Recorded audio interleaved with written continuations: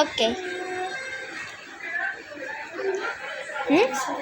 ఎగ్జిబిషన్కి వెళ్తున్నా. ఎలా వెళ్ళాలంటే చిన్నగా పెద్దగా మళ్ళీ నేను మా తమ్ముడు వెళ్తున్నా. 1000 రూపాయలు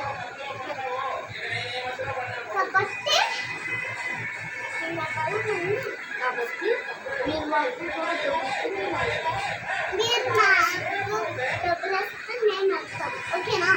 ఓకేనా ఫ్రెండ్స్? బాయ్. లైక్ చేయడం మర్చిపోకండి అని చెప్పు. లైక్ చేయడం